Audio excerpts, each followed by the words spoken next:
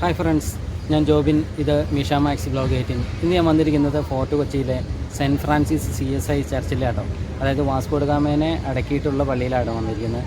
നമുക്കതിൻ്റെ ആ കാഴ്ചകളിലേക്കൊക്കെ ഒന്ന് പോകാം. 1503 പോർച്ചുഗീസുകാരാണ് സെൻറ്റ് ഫ്രാൻസിസ് പള്ളി ഈ ഫോർട്ട് കൊച്ചിയിൽ നിർമ്മിച്ചത്. ഇന്ന് ഇന്ത്യയിലുള്ളതിൽ ഏറ്റവും പഴക്കം ചെന്ന യൂറോപ്യൻ പള്ളികളിൽ ഒന്നാണ് കേട്ടോ ഇത്.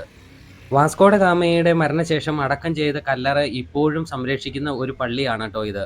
പള്ളിയുടെ ചരിത്രത്തിലേക്ക് നമ്മൾ കടക്കുന്നതിന് മുമ്പ് തന്നെ ഇതിന്റെ ഏറ്റവും മുൻവശത്തായിട്ട് ഒരു സ്തൂപം സ്ഥാപിച്ചിട്ടുണ്ട്. നമ്മൾക്ക് ഗേറ്റ് കടന്ന് ചെല്ലുമ്പോൾ ആദ്യം തന്നെ കാണാം, കണ്ടോ, കല്ലുകളാൽ നിർമ്മിച്ചിട്ടുള്ള ഒരു സ്തൂപമാണിത്.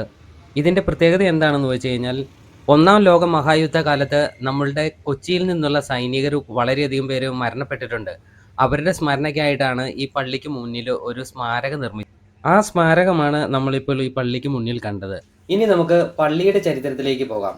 പോർച്ചുഗീസുകാർ നിർമ്മിച്ചതാണ് എങ്കിലും പിൽക്കാലത്ത് ഡച്ചുകാർ ഇത് കൈവശപ്പെടുത്തുകയും ഈ പള്ളി ഒഴികെ ചുറ്റുപാടുമുള്ള എല്ലാ പള്ളികളും അവർ നശിപ്പിച്ചു കളയുകയും ചെയ്തു. തുടർന്ന് 1884 ബ്രിട്ടീഷുകാർ ഈ പള്ളി കീഴടക്കുകയുണ്ടായി. തുടർന്ന് അവർ 1886 ആംഗ്ലിക്കൻ ചർച്ചിന്റെ കീഴിൽ പള്ളി പുനർനാമകരണം ചെയ്യപ്പെടുകയും ഇന്നത്തെ രൂപത്തിലേക്ക് പുനർനിർമ്മിക്കുകയും ചെയ്യുകയാണ് ചെയ്തത്. പള്ളിയുടെ പ്രവേശന കവാടം കഴിഞ്ഞ് നമ്മൾ ഉള്ളിലേക്ക് ചെല്ലുമ്പോൾ ഈ കിടക്കുന്ന 2 ചെയറിൻ്റെയും അപ്പുറം ഇപ്പുറയും ശവകുടീരങ്ങളുണ്ട്. ആരൊക്കെയാണെന്നുള്ള വ്യക്തതയില്ല. പള്ളിക്കുള്ളിൽ വലതുവശത്തായിട്ടാണ് വാസ്കോ ഡ ഗാമയുടെ ശവകുടീരം സ്ഥിതി ചെയ്യുന്നത്.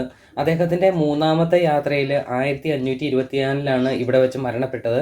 തുടർന്ന് ഇവിടെ അടക്കം ചെയ്തെങ്കിലും 14 വർഷത്തിന് ശേഷം പോർച്ചുഗലിലെ ലിസ്ബണിലേക്ക് മാറ്റി. തുടർന്ന് ഇപ്പോൾ ജെറോണിമോസ് മൊണാസ്ട്രിയിലാണ് ഇപ്പോൾ നിലവിൽ സംസ്കരിച്ചിട്ടുള്ളത്.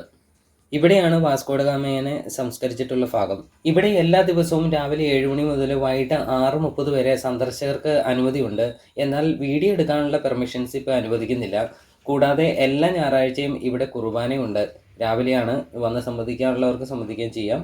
അപ്പോൾ നിങ്ങൾക്ക് എൻ്റെ ഈ വീഡിയോ ഇഷ്ടപ്പെട്ടു എന്ന് ഞാൻ വിചാരിക്കുന്നു. ഇഷ്ടപ്പെട്ടിട്ടുണ്ടെങ്കിൽ സപ്പോർട്ട് ചെയ്യാൻ മറക്കരുത്. അപ്പോൾ മറ്റൊരു നല്ല വീഡിയോയുമായി കാണുന്നോടം വരെ ബൈ ബൈ.